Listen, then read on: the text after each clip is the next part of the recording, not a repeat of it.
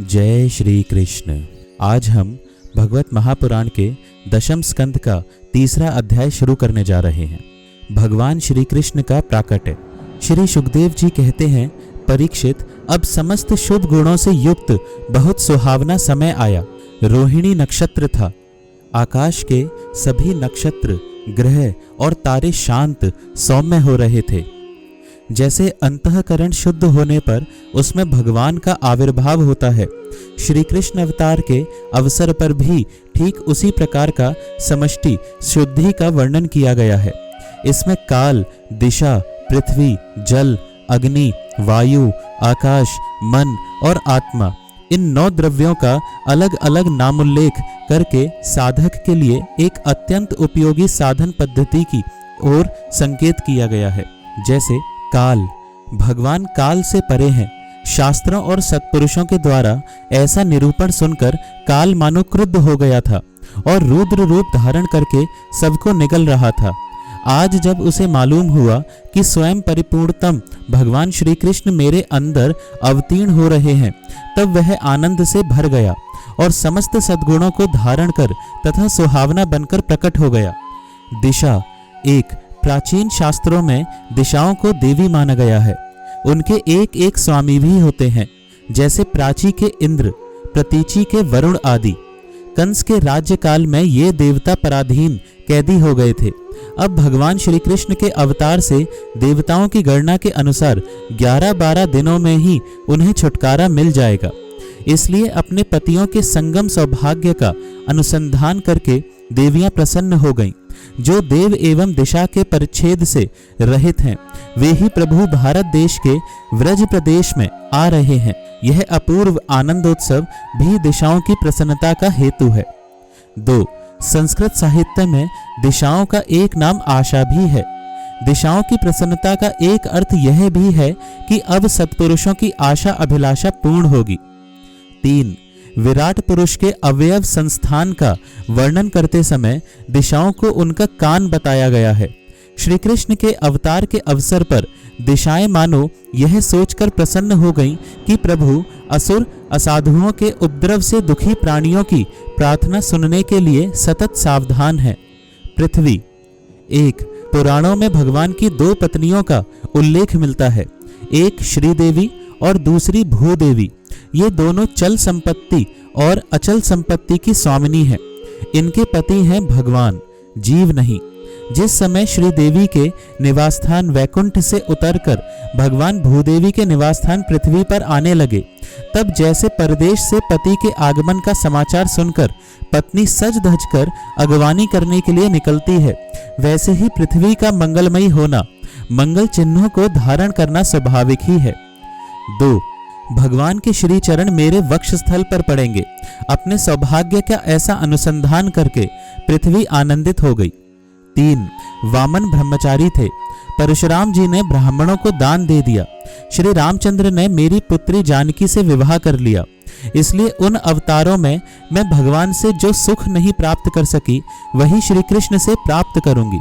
यह सोचकर पृथ्वी मंगलमयी हो गई। 4. अपने पुत्र मंगल को गोद में लेकर पतिदेव का स्वागत करने चली। जल, नदियां। 1. नदियों ने विचार किया कि रामावतार में सेतु बंध के बहाने हमारे पिता पर्वतों को हमारी ससुराल समुद्र में पहुंचाकर इन्होंने हमें मायके का सुख दिया था। अब इनके शुभागमन के अवसर पर हमें भी प्रसन्न होकर इनका स्वागत करना चाहिए।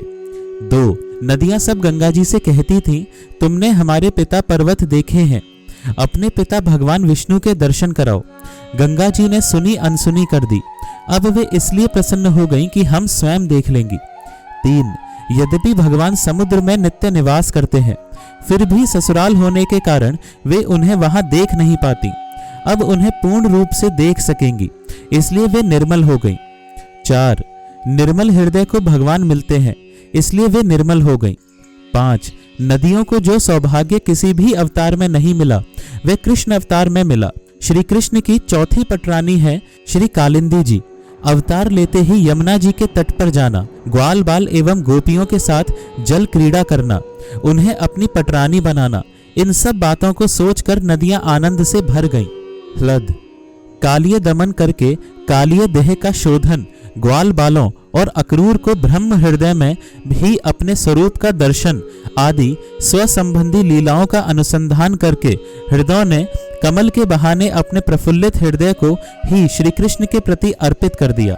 उन्होंने कहा कि प्रभु, भले ही हमें लोग जड़ समझा करें, आप हमें कभी स्वीकार करेंगे। इस भावी सौभाग्य के अनुसंधान से हम सहृदय हो रहे हैं। अग्नि। इस अवतार में श्री कृष्ण ने व्योमासुर, प्रणावर्त, कालिये के दमन से आकाश, वायु और जल की शुद्धि की है, मृद भक्षण से पृथ्वी की और अग्निपान से अग्नि की। भगवान श्री कृष्ण ने 2 बार अग्नि को अपने मुंह में धारण किया। इस भावी सुख का अनुसंधान करके ही अग्निदेव शांत होकर प्रज्वलित होने लगे। देवताओं के लिए यज्ञ भाग आदि बंद हो जाने के कारण अग्निदेव भी भूखे ही थे। अब श्री कृष्ण अवतार से अपने भोजन मिलने की आशा से अग्निदेव प्रसन्न होकर प्रज्वलित हो उठे। वायु।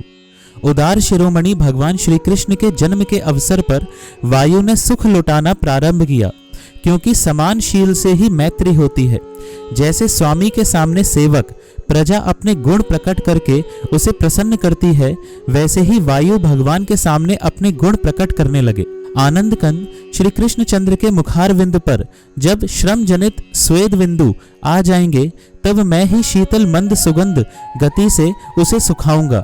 यह सोचकर पहले से ही वायु सेवा का अभ्यास करने लगा। यदि मनुष्य को प्रभु चरणारविंद के दर्शन की लालसा हो तो उसे विश्व की सेवा ही करनी चाहिए। मानो यह उपदेश करता हुआ वायु सबकी सेवा करने लगा। रामावतार में मेरे पुत्र हनुमान ने भगवान की सेवा की, इससे मैं कृतार्थ ही हूँ, परंतु इस अवतार में मुझे स्वयं ही सेवा कर लेनी चाहिए। इस विचार से वायु लोगों को सुख पहुंचाने लगा। संपूर्ण विश्व के प्राण वायु ने संपूर्ण विश्व की ओर से भगवान के स्वागत समारोह में प्रतिनिधित्व किया। आकाश। आकाश की एकता, आधारता, विशालता और समता की उपमा तो सदा से ही भगवान के साथ दी जाती रही, परंतु अब उसकी झूठी नीलिमा भी भगवान के अंग से उपमा देने से चरितार्थ हो जाएगी। इसलिए आकाश ने मानो आनंदोत्सव मनाने के लिए नीले चंदोवे में हीरों के समान तारों की झालरें लटका ली हैं। स्वामी के शुभागमन के अवसर पर जैसे सेवक स्वच्छ वेशभूषा धारण करते हैं और शांत हो जाते हैं, इसी प्रकार आकाश के सब नक्षत्र, ग्रह, तारे शांत एवं निर्मल हो गए। वक्रता, अतिचार और युद्ध छोड़कर श्री कृष्ण का स्वागत करने लगे। नक्षत्र। मैं देवकी के गर्भ से जन्म ले रहा हूँ, तो रोहिणी के संतोष के लिए कम से कम रोहिणी नक्षत्र में जन्म तो लेना ही चाहिए। अथवा चंद्रवंश में जन्म ले रहा हूँ, तो चंद्रमा की सबसे प्यारी पत्नी रोहिणी में ही जन्म लेना उचित है। यह सोचकर भगवान ने रोहिणी नक्षत्र में जन्म लिया। मन। योगी मन का निरोध करते हैं, मुमुक्षु निर्विषय करते हैं और जिज्ञासु बाध करते हैं। तत्वज्ञों ने तो मन का सत्यानाश ही कर दिया। भगवान के अवतार का समय जानकर उसने सोचा कि अब तो मैं अपनी पत्नी, इंद्रियां और विषय, बाल बच्चे सबके साथ ही भगवान के साथ खेलूंगा। निरोध और बाध से पिंड छूटा, इसी से मन प्रसन्न हो गया। निर्मल को ही भगवान मिलते हैं, इसलिए मन निर्मल हो गया। वैसे शब्द, स्पर्श, रूप, रस, गंध का परित्याग कर देने पर भगवान मिलते हैं। अब तो स्वयं भगवान ही वह सब बनकर आ रहे हैं। लौकिक आनंद भी प्रभु में मिलेगा। यह सोचकर मन प्रसन्न हो गया। वसुदेव के मन में निवास करके ये ही भगवान प्रकट हो रहे हैं, वह हमारी ही जाति का है, यह सोचकर मन प्रसन्न हो गया। सुमन। देवता और शुद्ध मन को सुख देने के लिए ही भगवान का अवतार हो रहा है, यह जानकर सुमन प्रसन्न हो गए। संतों में, स्वर्ग में और उपवन में सुमन, शुद्ध मन, देवता और पुष्प आनंदित हो गए। क्यों न हो, माधव, विष्णु और वसंत का आगमन जो हो रहा है। भाद्र मास। भद्र अर्थात कल्याण देने वाला है।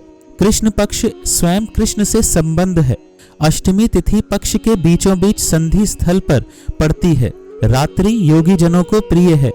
निशीत यतियों का संध्याकाल और रात्रि के 2 भागों की संधि है।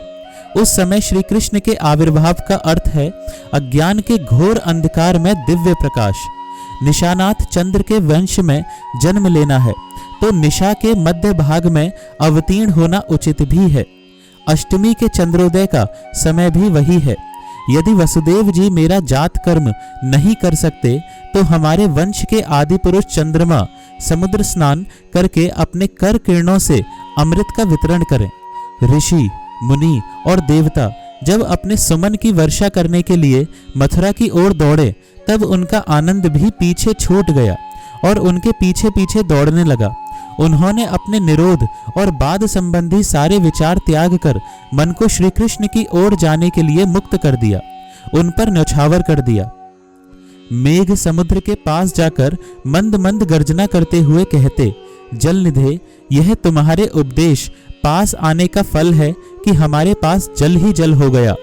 अब ऐसा कुछ उपदेश करो कि जैसे तुम्हारे भीतर भगवान रहते हैं वैसे हमारे भीतर भी रहें। बादल समुद्र के पास जाते और कहते कि समुद्र, तुम्हारे हृदय में भगवान रहते हैं, हमें भी उनका दर्शन प्यार प्राप्त करवा दो। समुद्र उन्हें थोड़ा सा जल देकर कह देता, अपनी उत्ताल तरंगों से ढकेल देता, जाओ अभी विश्व की सेवा करके अंतकरण शुद्ध करो, तब भगवान के दर्शन होंगे। स्वयं भगवान मेघ श्याम बनकर समुद्र से बाहर व्रज में आ रहे हैं। हम धूप में उन पर छाया करेंगे, अपनी फुइया बरसाकर जीवन न्यौछावर करेंगे और उनकी बांसुरी के स्वर पर ताल देंगे। अपने इस सौभाग्य का अनुसंधान करके बादल समुद्र के पास पहुंचे और मंद मंद गर्जना करने लगे। मंद मंद इसलिए कि यह ध्वनि प्यारे श्री कृष्ण के कानों तक ना पहुंच जाए। तो इस तरीके से आकाश के सभी नक्षत्र, ग्रह और तारे शांत सौम्य हो रहे थे। दिशाएं स्वच्छ प्रसन्न थी। निर्मल आकाश में तारे जगमगा रहे थे। पृथ्वी के बड़े बड़े नगर, छोटे छोटे गांव, अहीरों की बस्तियां और हीरे आदि की खानें मंगलमय हो रही थी। नदियों का जल निर्मल हो गया था। रात्रि के समय भी सरोवरों में कमल खिल रहे थे। वन में वृक्षों की पंक्तियां रंग बिरंगे पुष्पों के गुच्छों से लद गई थीं। कहीं पक्षी चहक रहे थे तो कहीं भौरे गुनगुना रहे थे। उस समय परम पवित्र और शीतल मंद सुगंध वायु अपने स्पर्श से लोगों को सुखदान करती हुई बह रही थी। ब्राह्मणों के अग्निहोत्र की कभी न बुझने वाली अग्नियां जो कंस के अत्याचार से बुझ गई थीं, वे इस समय अपने आप जल उठी। संत पुरुष पहले से ही चाहते थे कि असुरों की भर्ती ना होने पाए। अब उनका मन सहसा प्रसन्नता से भर गया। जिस समय भगवान के आविर्भाव का अवसर आया, स्वर्ग में देवताओं की दुंदुभियां अपने आप बज उठी। किन्नर और गंधर्व मधुर स्वर में गाने लगे तथा सिद्ध और चारण भगवान के मंगलमय गुणों की स्तुति करने लगे। विद्याधरियां अप्सराओं के साथ नाचने लगी। बड़े बड़े देवता और ऋषि मुनि आनंद से भरकर पुष्पों की वर्षा करने लगे। जल से भरे हुए बादल समुद्र के पास जाकर धीरे धीरे गर्जना करने लगे। जन्म मृत्यु के चक्र से छुड़ाने वाले जनार्दन के अवतार का समय था निशीथ। चारों ओर अंधकार का साम्राज्य था। उसी समय सबके हृदय में विराजमान भगवान विष्णु देवरूपिणी देवकी के गर्भ से प्रकट हुए। जैसे पूर्व दिशा में 16 कलाओं से पूर्ण चंद्रमा का उदय हो गया हो। वसुदेव जी ने देखा, उनके सामने एक अद्भुत बालक है। उसके नेत्र कमल के समान कोमल और विशाल हैं। 4 सुंदर हाथों में शंख, गदा, चक्र और कमल लिए हुए हैं। वक्षस्थल पर श्री वत्स का चिन्ह अत्यंत सुंदर स्वर्णमयी रेखा है। गले में कौस्तुभ मणि झिलमिला रही है। वर्षाकालीन मेघ के समान परम सुंदर श्यामल शरीर पर मनोहर पीतांबर फहरा रहा है। बहुमूल्य वैदुर्य मणि के किरीट और कुंडल की कांति से सुंदर सुंदर घुंघराले बाल सूर्य की किरणों के समान चमक रहे हैं। कमर में चमचमाती करधनी की लड़ियां लटक रही हैं। बाहों में बाजूबंद और कलाइयों में कंकण शोभायमान हो रहे हैं। इन सब आभूषणों से सुशोभित बालक के अंग अंग से अनोखी छटा छिटक रही है। जब वसुदेव जी ने देखा कि मेरे पुत्र के रूप में तो स्वयं भगवान ही आए हैं, तब पहले तो उन्हें असीम आश्चर्य हुआ, फिर आनंद से उनकी आंखें खिल उठी।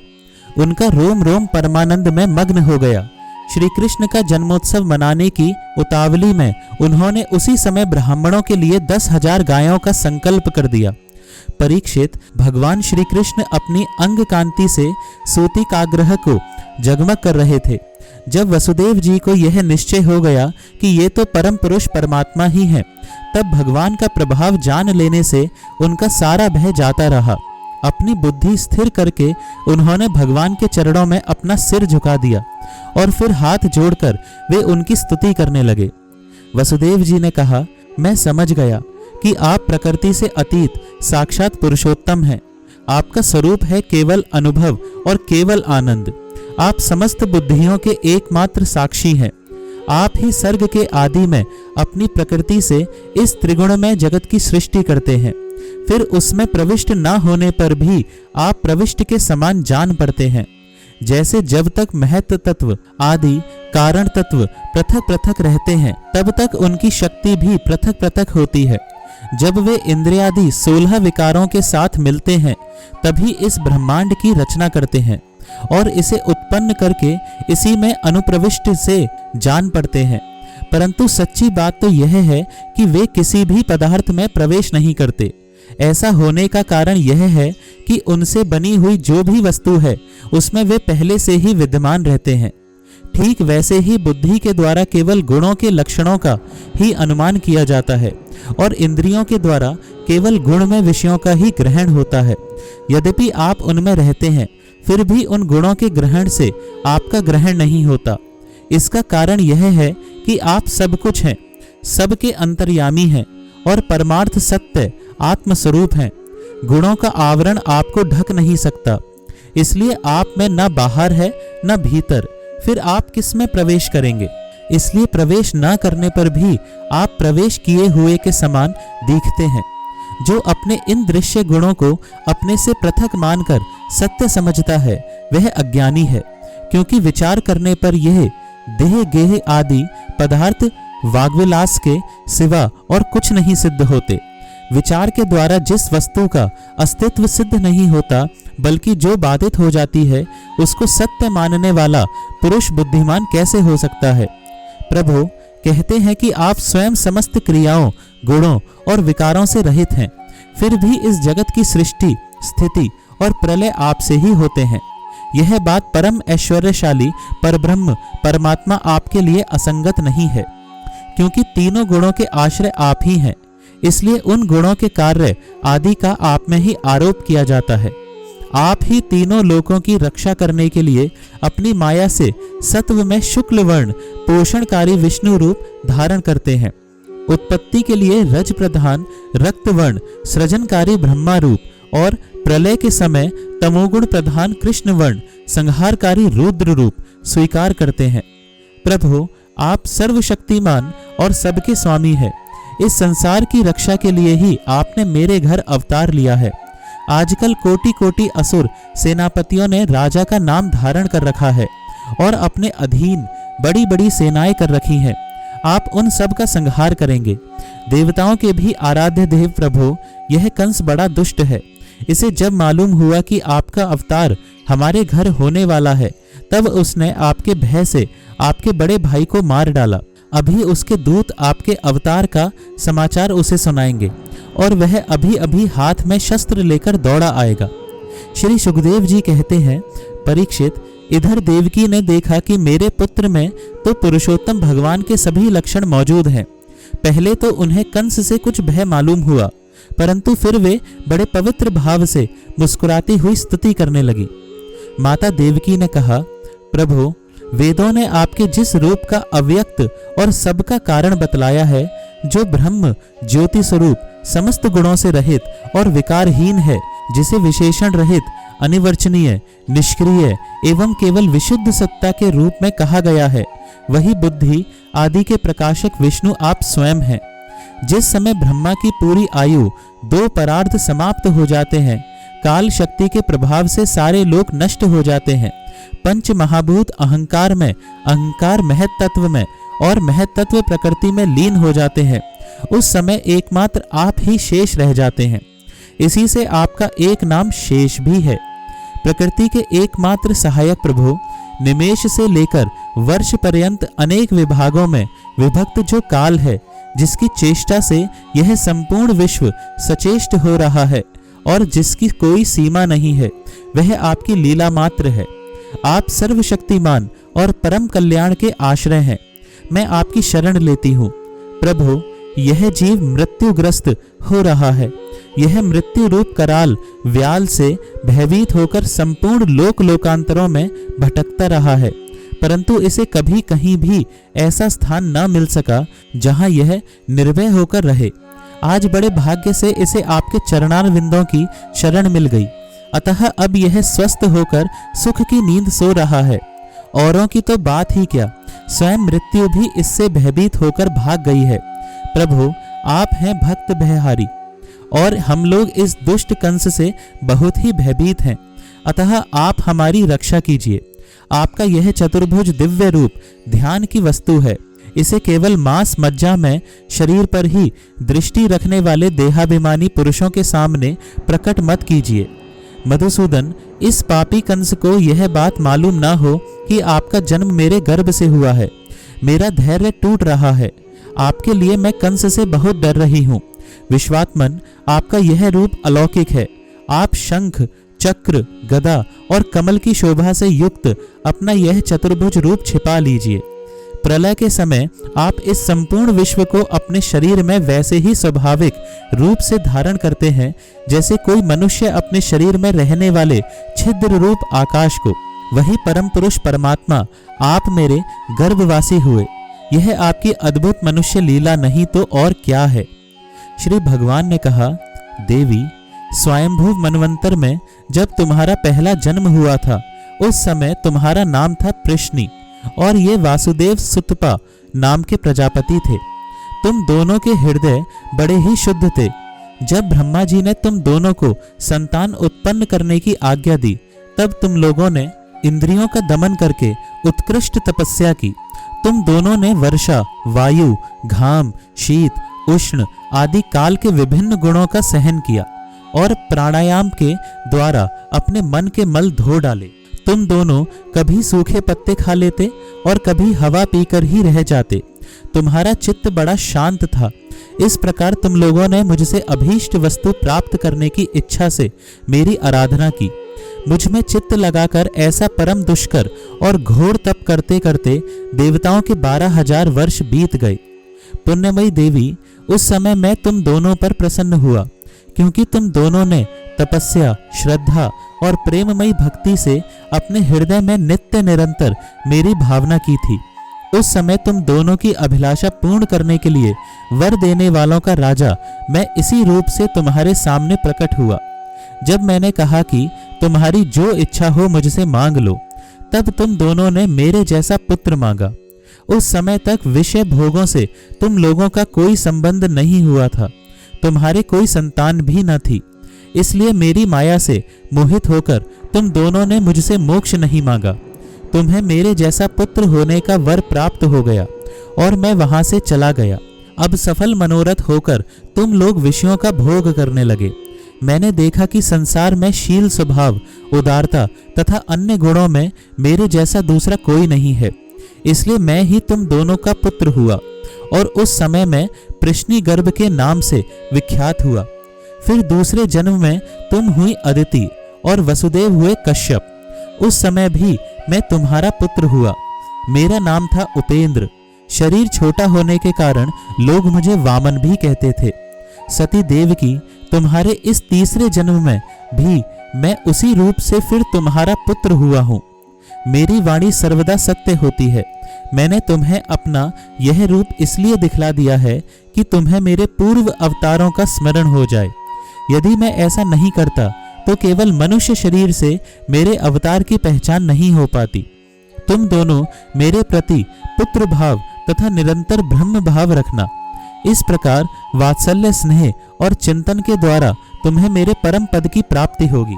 वरदान देने के बाद भगवान श्री कृष्ण ने विचार किया कि मैंने इनको वर तो यह दे दिया कि मेरे सदृश पुत्र होगा, परंतु इसको मैं पूरा नहीं कर सकता, क्योंकि वैसा कोई है ही नहीं। किसी को कोई वस्तु देने की प्रतिज्ञा करके पूरी ना कर सके तो उसके समान तिगुनी वस्तु देनी चाहिए। मेरे सदृश पदार्थ के समान मैं ही हूँ, अतएव मैं अपने को 3 बार इनका पुत्र बनाऊंगा। इसलिए भगवान श्री कृष्ण पहली बार प्रश्नी गर्भ के नाम से विख्यात हुए, दूसरे जन्म में वे वामन के नाम से विख्यात हुए और तीसरा जन्म वो है जिसकी हम व्याख्या कर रहे हैं। श्री सुखदेव जी कहते हैं, भगवान इतना कहकर चुप हो गए। अब उन्होंने अपनी योगमाया से पिता माता के देखते देखते तुरंत एक साधारण शिशु का रूप धारण कर लिया। तब वसुदेव जी ने भगवान की प्रेरणा से अपने पुत्र को लेकर सूतिकागृह से बाहर निकलने की इच्छा की। उसी समय नंद पत्नी यशोदा के गर्भ से उस योगमाया का जन्म हुआ, जो भगवान की शक्ति होने के कारण उनके समान ही जन्म रहित है। उसी योगमाया ने द्वारपाल और पुरवासियों की समस्त इंद्रिय वृत्तियों की चेतना हर ली। वे सब के सब अचेत होकर सो गए। बंदी गृह के सभी दरवाजे बंद थे। उनमें बड़े बड़े किवाड़, लोहे की जंजीरें और ताले जड़े हुए थे। उनके बाहर जाना बड़ा ही कठिन था, परंतु वसुदेव जी भगवान श्री कृष्ण को गोद में लेकर ज्यों ही उनके निकट पहुंचे, त्यों ही वे सब दरवाजे आप से आप खुल गए। ठीक वैसे ही जैसे सूर्योदय होते ही अंधकार दूर हो जाता है। उस समय बादल धीरे धीरे गरजकर जल की फुहारें छोड़ रहे हैं, इसलिए शेष जी अपने फनों से जल को रोकते हुए भगवान के पीछे पीछे चलने लगे। उन दिनों बार बार वर्षा होती रहती थी, इससे यमुना जी बहुत बढ़ गई थी। उनका प्रवाह गहरा और तेज हो गया था। तरल तरंगों के कारण जल पर फेन ही फेन हो रहा था। सैकड़ों भयानक भंवर पड़ रहे थे। जैसे सीतापति भगवान श्री राम जी को समुद्र ने मार्ग दे दिया था, वैसे ही यमुना जी ने भगवान को मार्ग दे दिया। वसुदेव जी ने नंद बाबा के गोकुल में जाकर देखा कि सबके सब गोप नींद से अचेत पड़े हुए हैं। उन्होंने अपने पुत्र को यशोदा जी की शैया पर सुला दिया और उनकी नवजात कन्या लेकर वे बंदी गृह में लौट आए। जेल में पहुंचकर वसुदेव जी ने उस कन्या को देवकी की शैया पर सुला दिया और अपने पैरों में बेड़ियां डाल ली तथा पहले की तरह वे बंदी गृह में बंद हो गए। उधर नंद पत्नी यशोदा जी को इतना तो मालूम हुआ कि कोई संतान हुई है, परंतु वह यह ना जान सकी कि पुत्र है या पुत्री, क्योंकि एक तो उन्हें बड़ा परिश्रम हुआ था और दूसरे योग माया ने उन्हें अचेत कर दिया था। इस तरह श्रीमद् भगवत महापुराण के दशम स्कंद का तीसरा अध्याय समाप्त हुआ। आइए थोड़ा नाम जप करते हैं। कृष्ण कृष्ण कृष्ण कृष्ण कृष्ण कृष्ण कृष्ण कृष्ण कृष्ण कृष्ण कृष्ण कृष्ण कृष्ण कृष्ण कृष्ण कृष्ण। जय श्री कृष्ण।